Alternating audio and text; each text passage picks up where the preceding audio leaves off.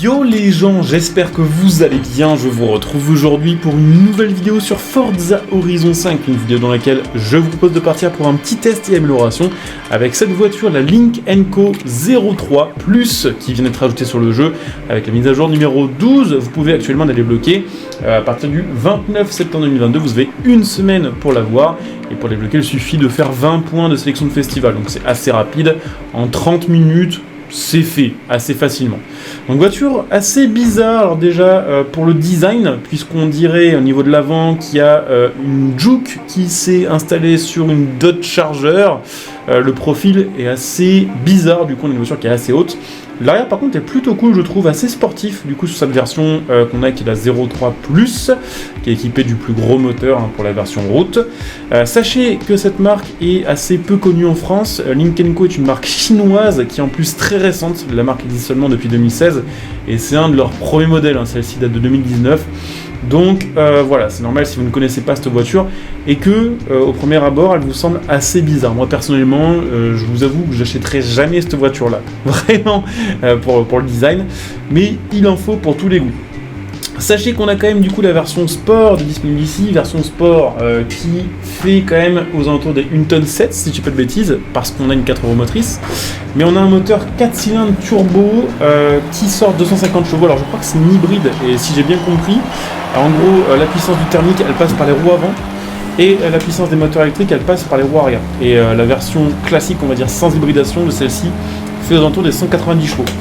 Donc en vrai, c'est largement suffisant pour faire tous les trajets du monde. Mais voilà, 250 chevaux environ, si je dis pas de bêtises, 1,7 tonne, 0 à 100, 5 secondes 6 grâce aux 4 roues motrices, ce qui marche quand même plutôt pas mal. Et puis vitesse de pointe aux alentours des 260 km/h. Donc en soi, c'est plutôt cool. Après, ils l'ont mise en catégorie super berline. Et je crois qu'actuellement, c'est la moins bonne super berline du jeu. C'est-à-dire qu'au niveau des performances dans les voitures modernes de cette catégorie-là, c'est vraiment une des seules à être aussi bas en termes de perf. Alors bientôt ils vont rajouter la Nissan Sentra et elle risque d'être assez faible aussi, en tout cas full stock, mais en attendant celle-ci est un peu what the fuck dans cette catégorie. D'ailleurs j'en profite les gars, je fais le petit rappel, mais vous l'aurez compris en début de vidéo, j'ai expliqué, cette voiture est une voiture de la mise à jour numéro 12, on arrive bientôt à la fin de la match 12, ça va être la 13 qui commence dans une dizaine de jours grand max. Donc petit rappel pour vous faire penser bien sûr, évidemment laissez le petit like si ce n'est pas encore fait. Aussi pour vous abonner, pensez-y les gars, parce que comme ça les prochaines vidéos où je parlerai de news, des prochaines mises à jour, des prochains tests de voitures, et ben dès que les vidéos sortiront vous serez notifiés. Et pensez évidemment à venir me follow sur Twitter, puisque c'est aussi sur Twitter qu'on parle de news, que m'envoyer des messages privés. Vous pouvez me suivre pour les actualités, n'hésitez pas, en ce qui concerne Forza et plein d'autres jeux. Les liens sont évidemment en description et en top commentaire sous cette petite vidéo.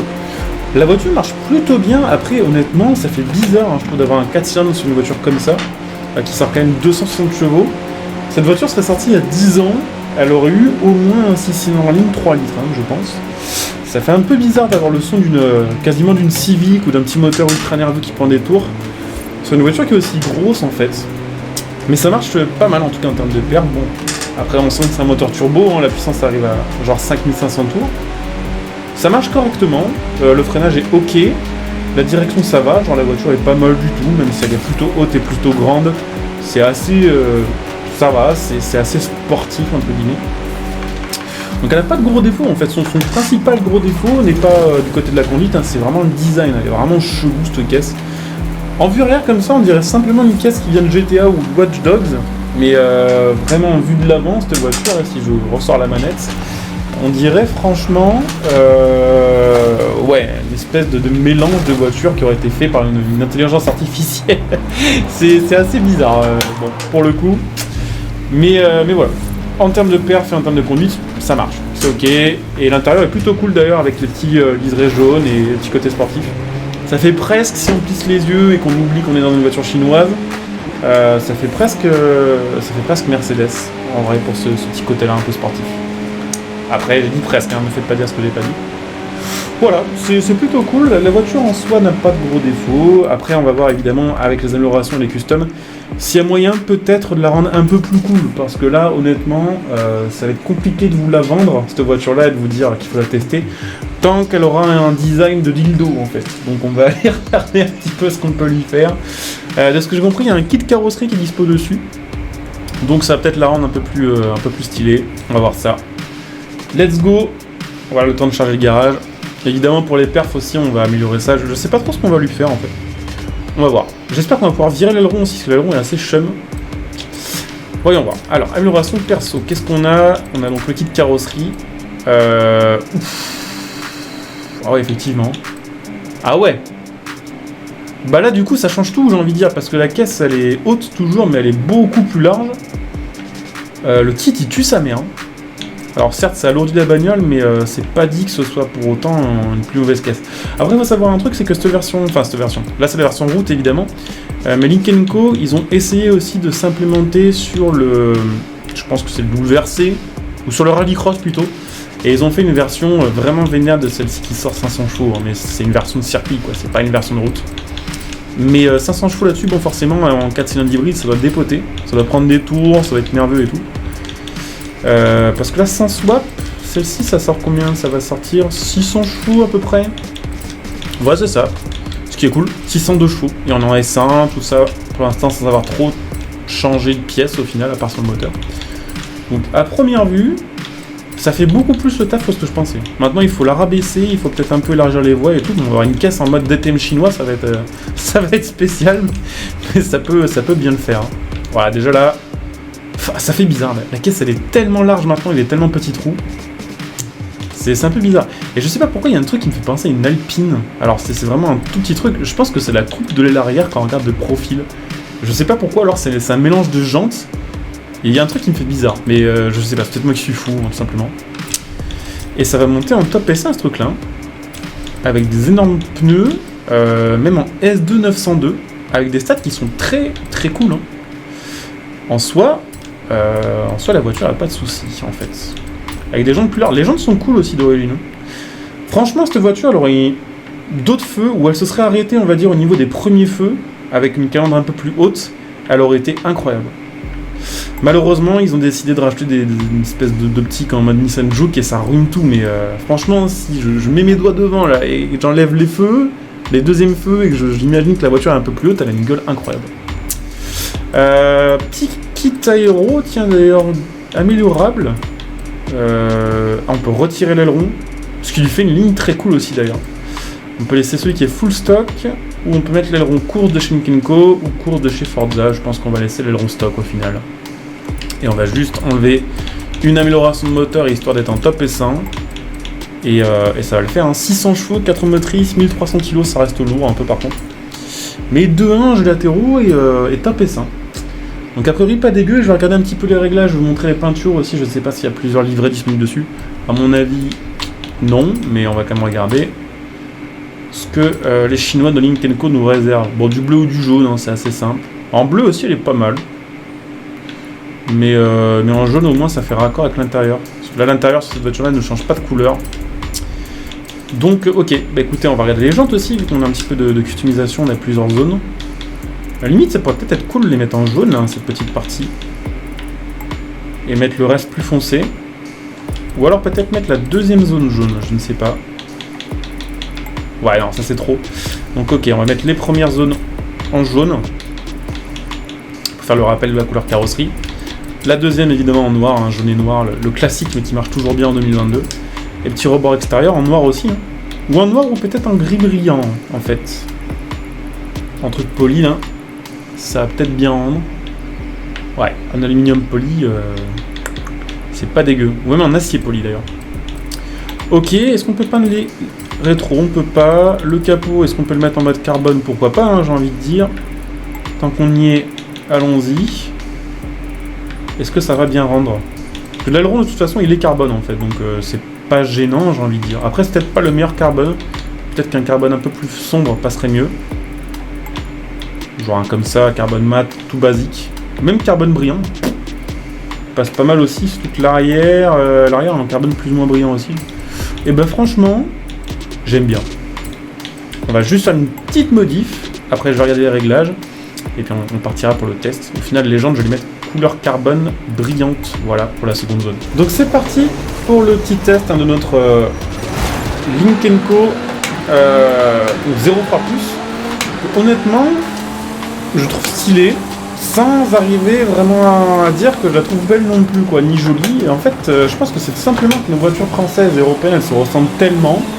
C'est tellement maintenant du recompage de tout ce qui existe déjà et du reskin avec les mêmes châssis, les mêmes plateformes, que dès qu'il y a un truc qui sort un peu du lot, même si c'est un truc chinois et qui, objectivement, est assez chelou, en fait, on a l'impression que c'est une dinguerie parce que ça change complètement du lot. En fait, simplement, ça change des Arcana, ça change un peu de tout ça. La voiture est hyper bizarre à conduire, par contre.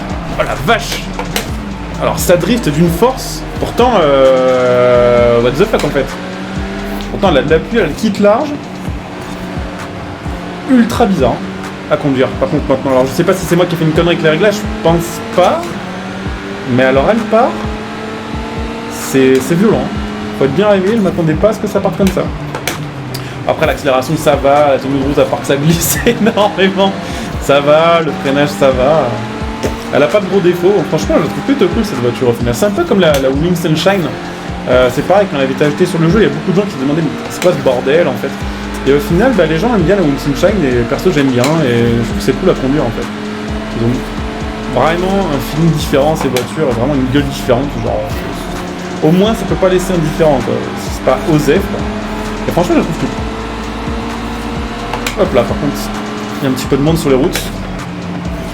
Mais ouais, par contre, le comportement est chelou. On a 0 appui à l'arrière, c'est peut-être, j'ai peut-être mis trop d'appui à l'avant, en fait, je pense, par rapport à l'arrière. Du coup, l'avant ne bouge pas, il reste fixé. Tandis que l'arrière, il part un peu en quenouille, n'est-ce pas? On va essayer de le doubler, quand même. On va essayer de remonter un peu. Alors, c'est cool, c'est qu'on a une boîte 7. Alors, c'est cool, mais non, parce que du coup, on n'a pas une boîte 6 à l'ancienne, on va dire. Mais l'avantage de la boîte 7, c'est qu'on a 7 rapports, évidemment, c'est logique, mais qu'on a du coup des rapports assez courts qui peuvent du coup nous permettre d'avoir une caisse qui est tout le temps assez réactive et qui est tout le temps dans la bonne zone, dans la zone du turbo, et ça tabasse. Franchement, ça m'étonne pas que ça marche bien en rallye ce truc là parce que c'est déjà assez cool. On va la tester après, on va se faire un bulle de soie pour la con pour voir. J'ai vu qu'il y avait le dispo dessus, le moteur de la Corvette. Oh, c'est incroyable comme ça glisse. Je sais pas si ça se verra beaucoup sur la vidéo, mais ça part vraiment facilement. Et on arrive 6ème, voilà, avec notre petite voiture assez bizarre. On va se faire du coup un petit test avec la voiture qui est swappée maintenant avec le moteur de Corvette. C'est assez rare, hein, les voitures sur lesquelles on swap, vous avez et le Turbo Rally et le V8 de Corvette. En général, ça va pas sur le même bagnole, mais là, ça y va. Et du coup, bon, je l'ai mise un peu plus en mode Pro Pu. Enfin, en tout cas, on est toujours en AWD, mais avec plus de puissance à l'arrière. Et on va voir un petit peu si avec la puissance qu'on a maintenant, ça glisse, si ça y va un peu plus. On va voir un petit peu ce qu'on peut en faire. Du coup, j'ai rabaissé aussi, j'ai mis suspension de drift, les pneus de drift. Ça a l'air de le faire. Hein. Oh, la puissance, par contre, voilà, forcément avec le swap, on a 1200 chevaux. Il y a du monde sur les routes, il y a du monde à Guanajuato apparemment. Mais ouais, je sais pas, c'est cool à conduire en fait. J'aime bien. Franchement, c'est peut-être ma voiture préférée de la Mage. Je la trouve très chouette. Bon, après, évidemment, je sais que ça plaira pas à tout le monde, mais je la trouve très cool. Avec ce gros V8 là. Ah, nice, le petit crash du jeu au moment où il faudra accélérer, toujours un plaisir. Bon, après, je vous avoue que drifter au volant, c'est toujours un peu une quiche, et drifter au volant en troisième personne, c'est un délire. Mais ouais, je la trouve vraiment, je peux pas dire insane, ce serait mentir, mais je la trouve chouette, sans être non plus complètement incroyable et inoubliable. C'est peut-être la meilleure caisse de ma vie. En tout cas, ouais, dites-moi un petit peu ce que vous en pensez de cette voiture-là, dites-moi en com.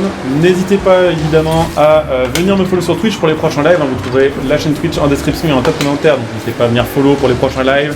Si vous avez Amazon Prime, pensez à utiliser votre Twitch Prime sur ma chaîne Twitch, ça vous permettra de me soutenir gratuitement, ça vous fait profiter de plein de petits bonus. Vous pouvez m'en trouver, je vous ai dit tout à l'heure, sur Twitter. Vous pouvez évidemment soutenir la chaîne gratuitement en utilisant le lien de soutien gratuit sous cette vidéo, mon lien Instant Gaming, qui permettra par exemple d'acheter vos jeux et vos cartes d'abonnement à prix réduit en soutenant ma chaîne par une occasion.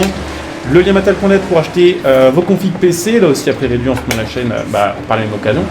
Et pour ceux qui souhaitent soutenir sur le long terme, n'hésitez pas éventuellement à donner un soutien de la chaîne via le bouton rejoindre sous cette vidéo. Il y a évidemment là aussi plein de bonus selon les rangs que vous choisirez. Allez, je coupe ici cette vidéo, je vous dis à très bientôt. Bon jeu à tous, ciao.